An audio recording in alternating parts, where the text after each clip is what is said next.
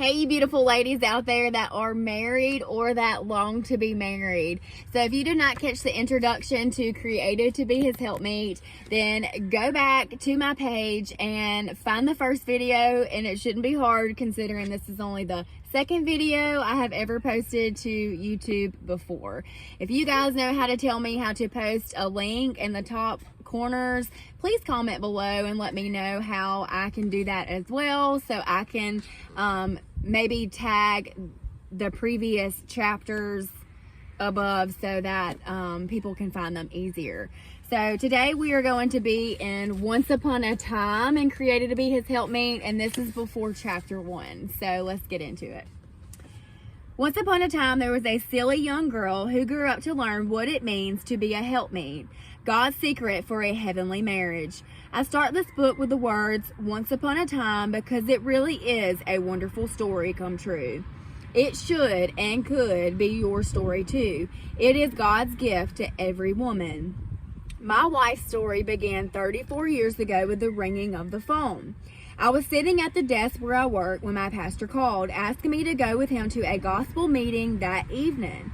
He occasionally called me to go with him to counsel the girls while he dealt with the men. I was single, 20-year-old girl, and my pastor was a single, 25-year-old hunk of a man.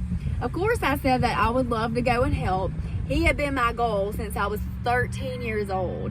Although I thought he occasionally cast his eyes at me, I had despaired of ever getting my trophy. With that simple phone call, my despair turned to hope once again. A few hours later, my old Volkswagen Bug buzzed into the church parking lot. I grabbed my Bible and climbed into his oversized, overpowered station wagon, and we were off to a Bible study with a crowd of hippies.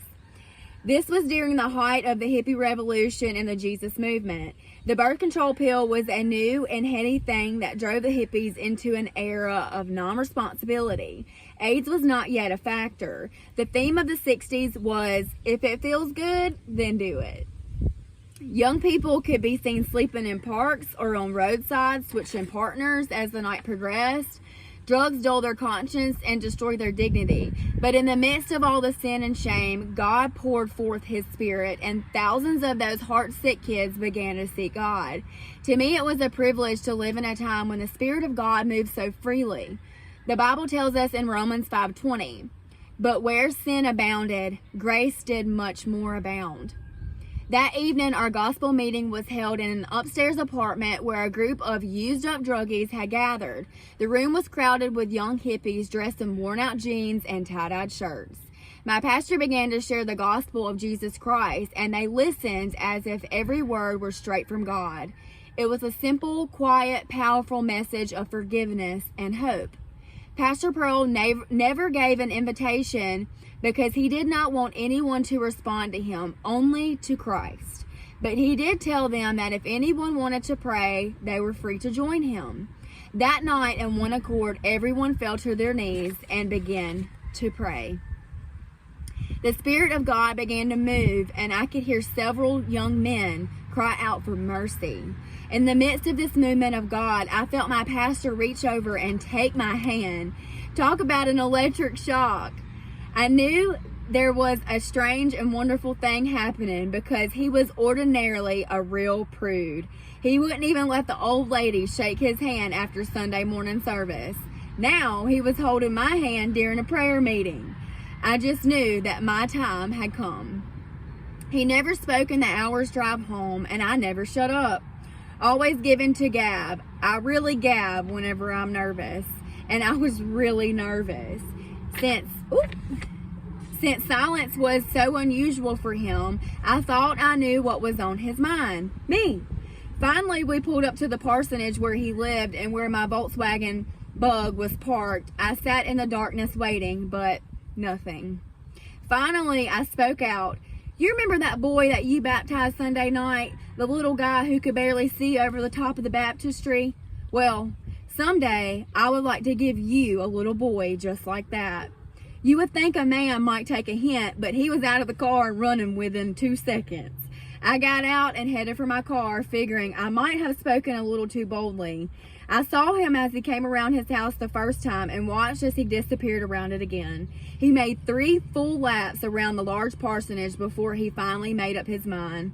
He rushed towards me, picked me up, and threw me into the air. At that point, I was beginning to doubt my wisdom and his sanity.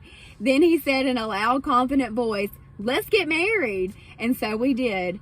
8 days later, on a Sunday night, I made my way to the front of the church building, carefully stepping around the newly saved ex-hippies sitting on the floor of the crowded aisle to take the hand of my pastor, husband, and holy matrimony, and thus we began our journey. God's plan.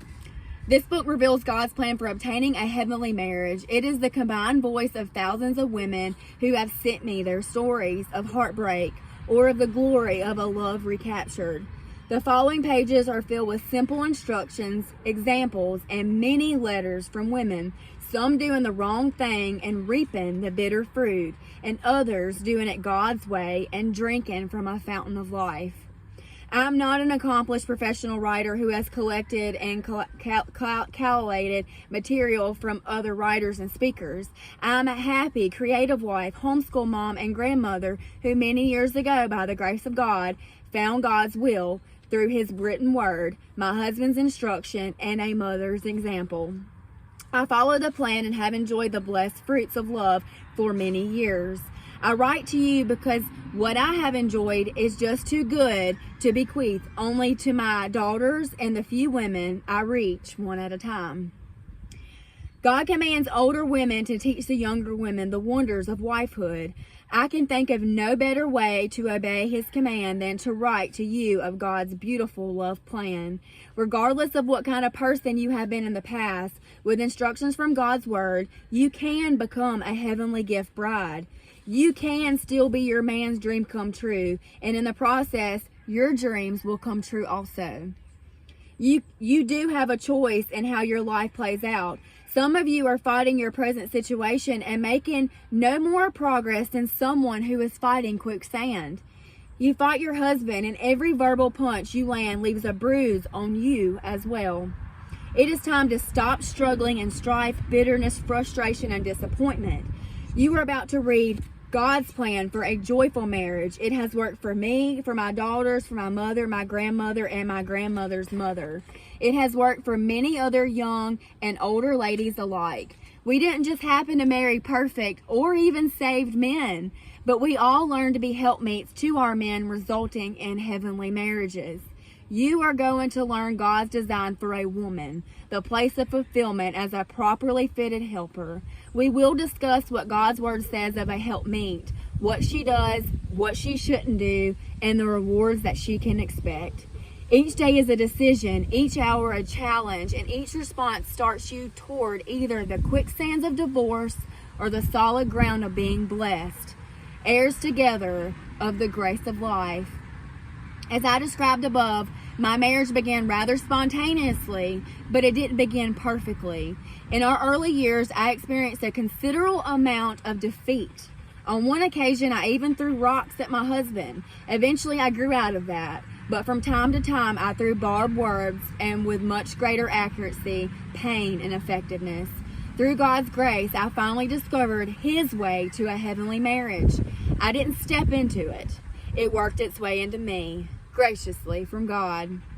It has been worth every sacrifice many times over. It is my urgent desire to share this glorious knowledge with all young women. If you will turn to God, asking him to open your eyes to his instruction for wives, he will open his word to you, just as he did for me those many years ago.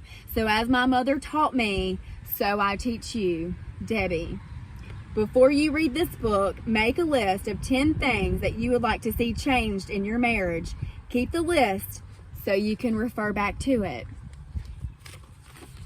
That's the end of Once Upon a Time, and next we'll go into part 1, chapter 1.